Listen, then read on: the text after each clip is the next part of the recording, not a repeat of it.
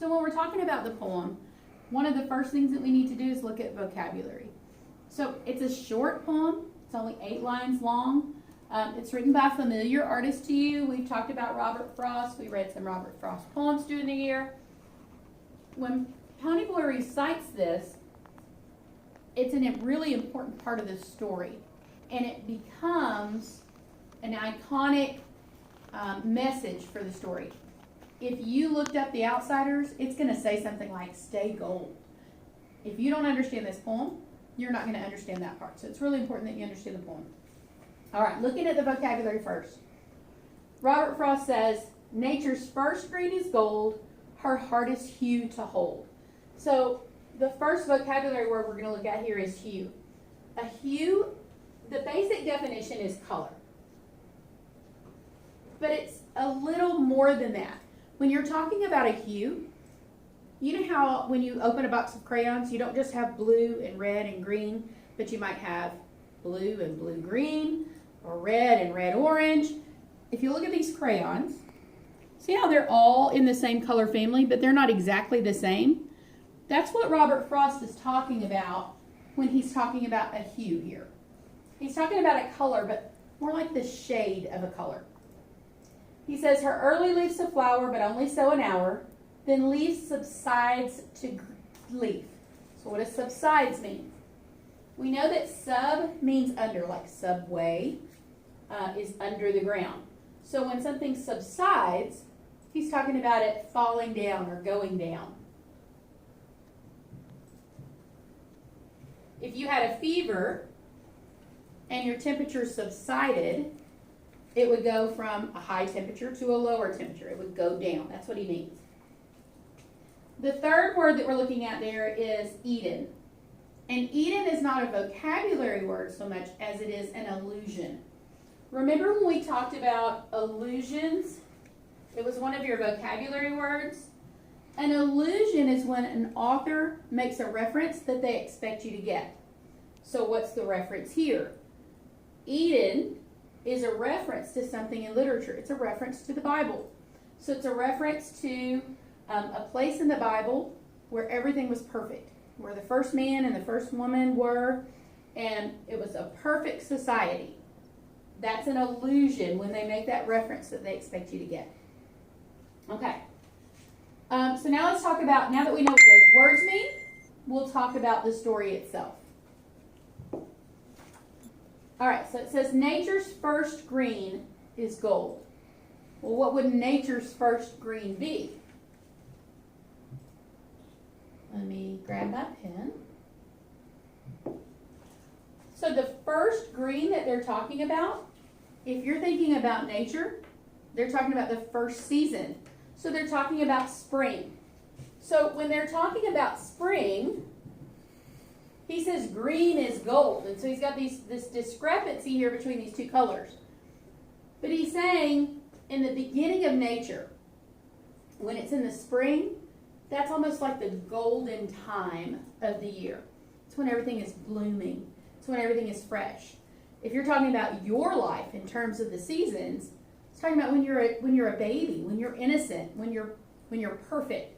There's no sin. There's no lying, there's no mistrust, there's no betrayal. There's nothing like that in your life. It's just that perfect time in your life where you're perfectly innocent and everything is perfectly wonderful.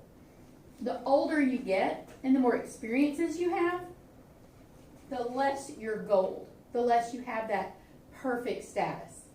Okay? It says nature's first green is gold, her hardest hue, which we said was like a color or a shade, to hold. So, in other words, it's hard to hold on to that perfect time, that perfect moment. So if I were going to blurb this part, I would say hard to hold on to perfection.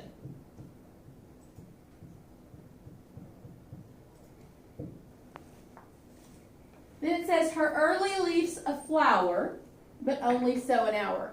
How many of you have ever seen those stop motion videos of roses? And when it starts out, the rosebud is tight, And then as the time progresses, it shows that rosebud and it starts to open up and blossom and bloom until it's this gorgeous open petal. And then if they let the time keep running, the petals start to drop. It says her early leaves a flower, but only so an hour. It's that brief moment in time where that rose is perfect. It's in that rosebud, which is its most beautiful state before it opens up. That's in its first green.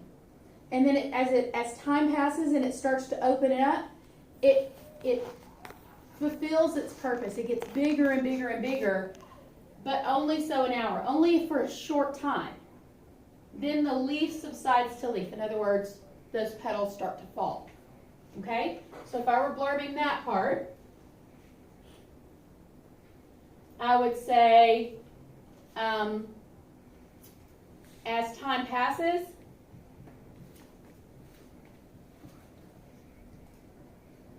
things change.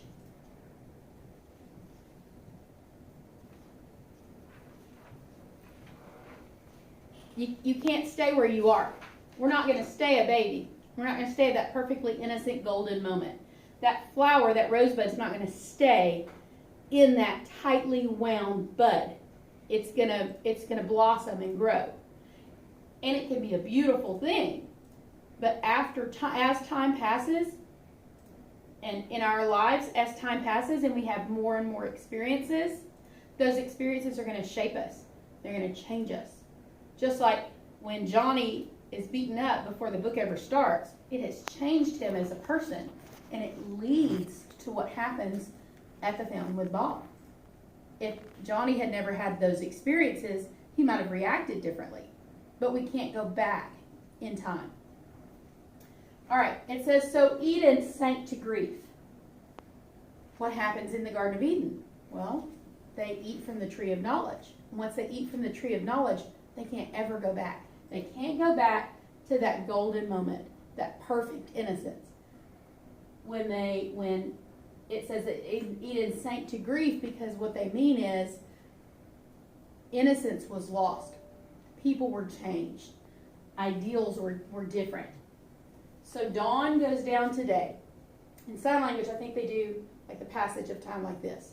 Meaning, you're starting off the earliest part of your life, the most innocent part of your life. And as you get experiences, it's like going through a day with sunset. And as you go through your life, all of those experiences change you and make you different. And nothing gold can stay. So what they're saying in this last part of the poem, if I were blurbing it, I would say, so we have, it's hard to hold on to perfection. As time passes, things change. And basically the same thing. Life's experiences, you can't pause in the middle of your